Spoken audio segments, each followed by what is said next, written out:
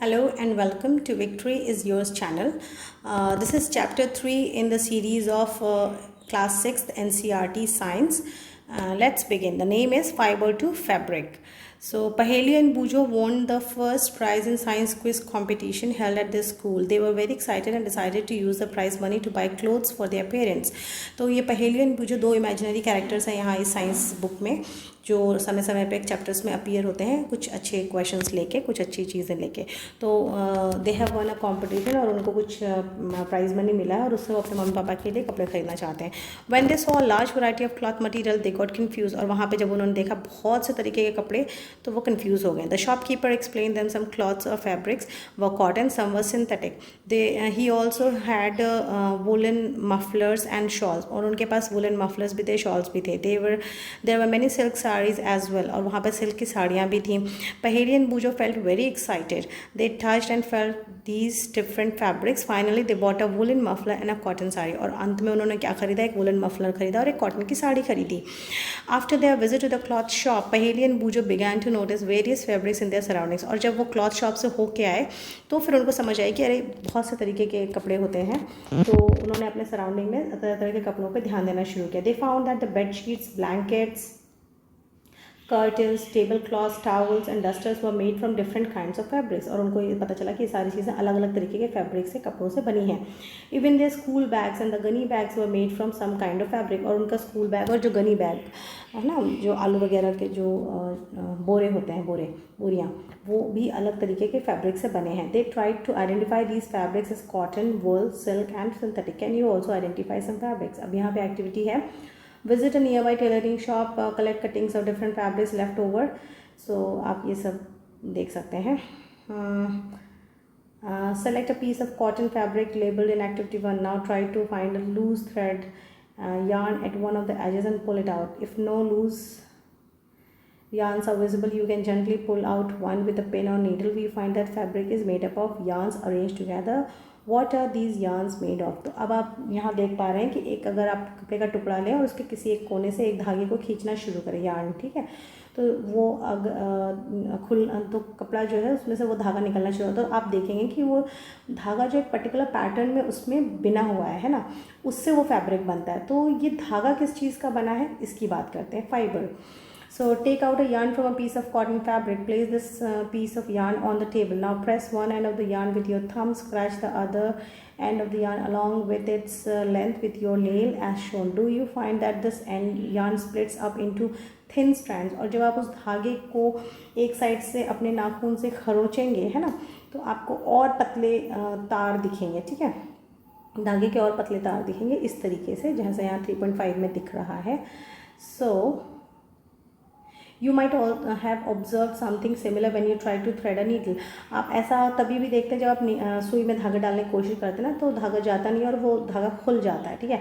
Many a time the end of the thread is separated into few thin strands, और पतले पतले धागों में कन्वर्ट हो जाता है। This makes it difficult to pass the thread through the eye of the needle, और इसकी वजह से सुई में धागा डालना मुश्किल होता है। The thin strands of thread that we see are made up of still thinner fiber strands, है ना, और वो जो थिन स्ट्रैंड्स दिखते हैं वो उससे भी पतले फाइबर्स से बना होता है। Fabrics are made up of yarns and yarns are further made up of fibres.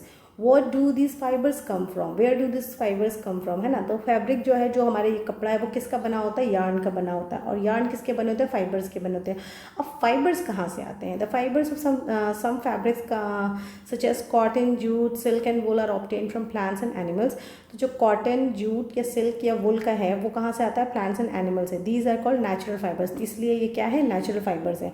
Cotton and jute are examples of fibres obtain from plants, और कॉटन और जूट कहाँ से आते हैं, प्लांट के सोर्स से आते हैं। वुल एंड सिल्क कहाँ से आते हैं, एनिमल सोर्स से। Wool is obtain from the fleece of sheep और गोट। वुल कहाँ से आता है, जो ये आपका ऊन है ना, तो ये आता है या तो भेड़ के शरीर से जो बाल होते हैं उससे, या बकरी के भी बालों से होता है, ठीक है।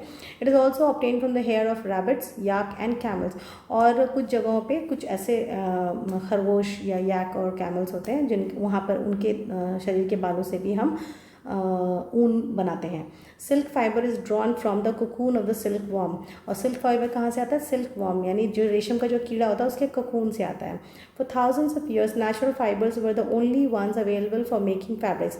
और हज़ारों सालों से पहले सिर्फ नेचुरल फाइबर्स ही हुआ करते थे कपड़े बनाने के लिए। इन द लास्ट 100 ईयर्स और सो, पिछले कुछ 100 सालों से fibres are also made from chemicals. Fibres किससे बनने लग गए? केमिकल से बनने लग गए हैं। Which are not obtain from plant और एनिमल सोर्स, जो कि प्लांट या एनिमल सोर्स से नहीं मिलता, इसीलिए इनको क्या बोलते हैं? Synthetic fibres. For example polyester, nylon and acrylic. ठीक है, ये 3 हो गए। और ये ऊपर पिक्चर में है, Boojho has seen in museum items like one shown here. ये है, ये जो युद्ध पे जब कोई राजा वगैरह जाते थे पुराने समय में, तो ये these were worn by the warriors. He wants to know if these are made up of some kind of fibers. तो ये जो है लोहे वगैरह के तारों से बनता है, तो ये इसको बख्तरबंद बोलते हैं हिंदी में। ठीक है, सो ये प्रोटेक्टिव गियर होता है, तलवार की से बचाता है। Some plant fibres, cotton. So have you ever made wicks of oil lamps. आपने कभी जो तेल जो दिया जलाते हैं हम लोग दिवाली में, तो उसकी बाती बनाई है? What do you use for making that. और वो विक्स कैसे बनती? कॉटन के वुल से बनती। ठीक है, use for filling mattresses, quilts and pillows. और ये कॉटन वुल कहाँ से और भी क्या यूज़ होती है? जो आपके गद्दे हैं, जो आपकी रजाइयाँ हैं, जो आपकी तकियाँ हैं, उसमें भी इसको यूज़ किया जाता है। Take some cotton wool, pull it apart and look at its edges. What do you observe? The small thin strands that you see are made up of cotton fibers. तो अगर आप कॉटन का जो वूल है उसको लेंगे, उसको आप खींचेंगे, देखेंगे, तो उसमें स्ट्रैंड्स जो हैं वो किसके बने होते हैं? कॉटन फाइबर्स के बने होते हैं। Where does this cotton wool comes from. अब ये कॉटन वूल आती कहाँ से है? It is grown in the fields. ये कहाँ पे उगाई जाती है? ये खेतों में उगाई जाती है। Cotton plants are usually grown at places having black soil and warm climate. Now देखिए, क्लास 6 से ही आपको छोटे छोटे वन लाइनर फैक्ट्स मिलने शुरू हो जाएंगे। जैसे कि अब जैसे कॉटन को हिंदी में कपास कहते हैं। सो कपास की खेती कहाँ होती है? तो यहीं पे आपको बता दिया है कि ब्लैक सॉइल, जहाँ वार्म क्लाइमेट हो और सॉइल कौन सी हो? ब्लैक हो। ठीक है, can you name some states of a country where cotton is grown. ठीक है, तो आप यहाँ से आपसे पूछा जा रहा है कि कॉटन ग्रो करने वाले स्टेट्स का नाम बताएं। The fruits of the cotton plant, cotton balls बोलते हैं। जो कॉटन प्लांट में जो पहले फूल आएगा, फूल जब सूख जाता है तो उसके बाद उसमें जो फल बनता है उसको कॉटन बॉल कहते हैं। ठीक है, are about the size of the lemon. और वो नींबू के साइज़ का होता है। After maturing the bolls burst open, और वो अपने आप से फूट जाते हैं। ठीक है, and the seeds covered with cotton fibres can be seen. और सीड होता है, सीड के ऊपर बहुत सारा कॉटन फाइबर लिपटा हुआ होता है। Have you ever seen a cotton field that is ready for picking. क्या आपने कभी देखा है? मैंने तो नहीं देखा। खैर, it looks like a field covered with snow. और ये ऐसा लगता है जैसे कि कोई खेत में पूरी की पूरी बर्फ़ से ढक दिया हो। From these balls cotton is usually picked bye hand. और इनसे जो है कॉटन जो है हाथ से निकाली जाती है। Fibres are then separated from the seeds by combing. उसकी कॉम्बिंग करके उससे बीज अलग करके धागे कॉटन अलग कर लिया जाता है। The process called ginning of cotton. ठीक है, इस प्रोसेस को क्या बोलते हैं?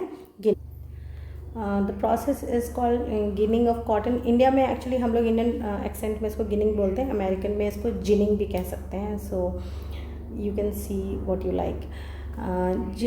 Ginning was traditionally done by hand. पहले के समय में यह हाथों से होती थी। These days machines are also use for ginning. ठीक है, तो अभी आजकल के समय में कुछ मशीन्स ऐसी आ गई जो इस तरीके का काम कर सकती हैं, ginning of the cotton. Then jute fibre. Jute fibre कैसे बनता है? Jute fibre is obtain from the stem of the jute plant. जो जूट का जो प्लांट होता है उसकी जो स्टेम होती है वहाँ से जो फाइबर ऑब्टेन होता है उसको हम जूट फाइबर कहते हैं। It is cultivated during the rainy season. और ये बारिश के बरसात के मौसम में कल्टिवेट किया जाता है। In India jute is mainly grown in West Bengal, Bihar and Assam. तो जूट कहाँ पाया जाता है? वेस्ट बंगाल में, बिहार में एंड असम में। तो jute plant is normally harvested when it is at flowering stage. और इसको कब मतलब हार्वेस्ट किया जाता है, निकाला जाता है खेतों से जूट के लिए? जब ये फ्लावरिंग स्टेज में होता है। The stems of the harvested plants are immersed in water for a few days. अब इस खेत से लाने के बाद इसको क्या किया जाता है? पानी में कुछ समय के लिए इमर्स करके यानी डुबा के रख दिया जाता है। The stems rot and fibres are separated by hand. और फिर पानी में जब कई दिनों तक रह जाता है तो वो स्टेम्स सड़ जाती है। जब सड़ जाती है तो बाकी चीज़ें तो गल जाती है, लेकिन जो रेशे हैं, जो फाइबर है, वो रह जाता है और उसको ही हाथ से निकाला जाता है। ठीक है, ये पिक्चर आप देख रहे हैं साइड में ब्राउनिश और बहुत ही थोड़ा सा ग्रीन है इसमें, मोर ऑफ ब्राउनिश टोन। तो ये जूट प्लांट है। ठीक है, next is to make fabrics all the fibres are first converted into yarns, how is it done. तो कोई भी कपड़ा बनाने के लिए पहले हमें धागा बनाना पड़ता है, यार्न बनाना पड़ता है, तो उसको कैसे बनाएंगे वो देखते हैं। Spinning cotton yarn, you can try making your self. तो एक्टिविटी करने की ज़रूरत नहीं है। नेक्स्ट हम नीचे पढ़ लेते हैं। The process of making yarn from fibres is called spinning. तो अब ये भी एक वन लाइनर क्वेश्चन बन जाता है। इट मे अपीयर, ऐसा कोई ज़रूरी नहीं है कि नहीं होता, क्योंकि NCERT इज़ अ बुक, आप जितना पढ़ेंगे उतना आपको मिलेगा, और यहाँ से क्वेश्चन डायरेक्ट एग्जाम्स में आते हैं। Any of your exams, B it CHSL, CGL, UPPSC, UPSC, whatever, ठीक है।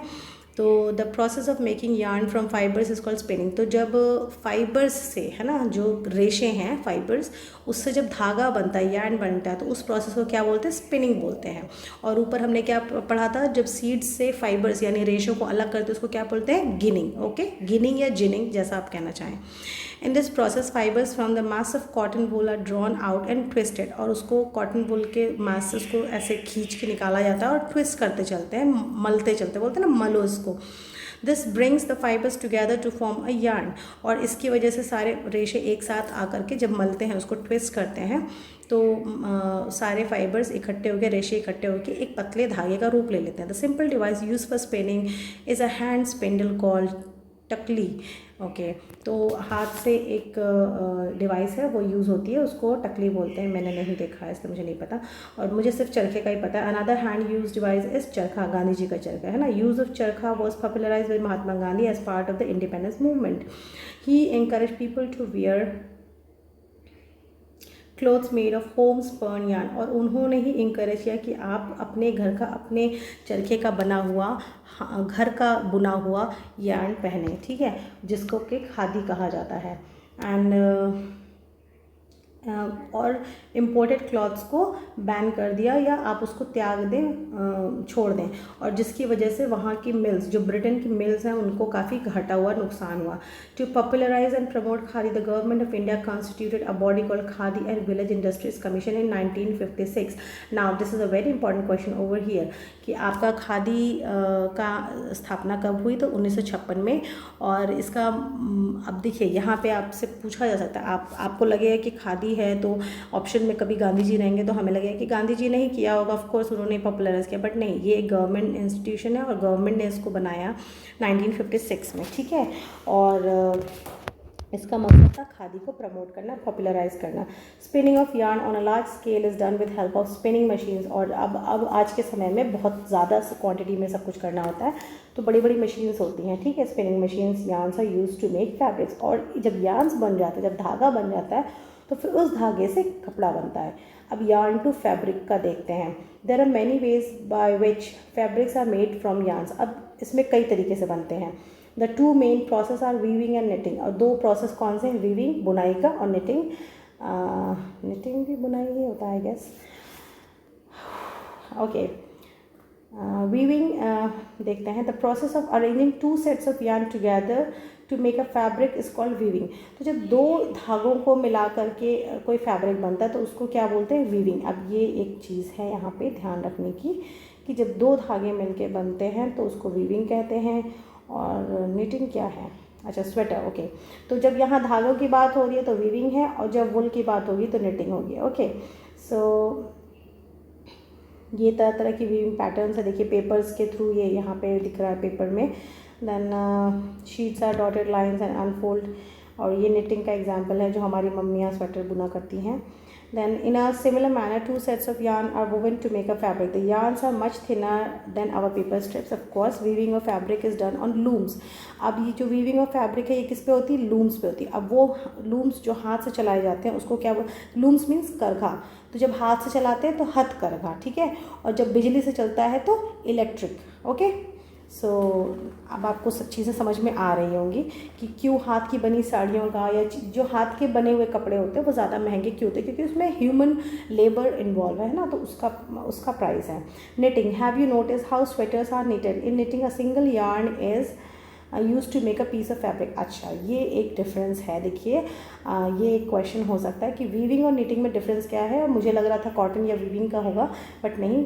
वीविंग का मतलब है जब दो धागे मिला करके कोई कपड़ा बने तो वो वीविंग होती है, और जब एक ही धागे को तरह तरह से मिला करके बनाया जाए तो वो होती है नेटिंग। ओके, जैसे कि स्वेटर में लगभग मोस्टली एक ही कलर का या एक ही ऊन का बनता है, ठीक है, एक ही ऊन का डोरी लेते हैं। अब आजकल फैशनेबल दूसरा कुछ आ गया है, वो अलग बात है, जो बेसिकली यही था, फंडामेंटल यही था, ठीक है। Have you ever pulled a yarn from a tone pair of socks, ठीक है, ये छोड़ देते हैं, ये सब एक्टिविटीज़ हैं। Then weaving and knitting are use for making different kinds of fabric, ठीक है, these fabrics are use for variety of clothing items, और इन फैब्रिक से अलग अलग तरीके के क्लोथिंग आइटम्स बनते हैं। हिस्ट्री ऑफ क्लॉथिंग मटीरियल, अब हिस्ट्री में थोड़ा देखते हैं। Have you ever wondered what materials people use in ancient times for clothes, क्या पुराने समय में, आदिकाल में किस तरीके के फैब्रिक यूज़ होते थे क्लोथ्स बनाने के लिए। उस समय पे क्या होता था, पत्तों से, पेड़ की छालों से अपने बॉडी को लोग कवर करते थे। After people began to settle in agriculture communities they learn to weave twigs and grass into mats, और जब वो कम्युनिटी में सेटल होकर रहने लगे तब उनको पता चला कि घास को और जो लकड़ी के छोटे मोटे ट्विग्स होते हैं उसको बुनाई करके चटाई वगैरह बन सकती है ना, या बास्केट बन सकती है।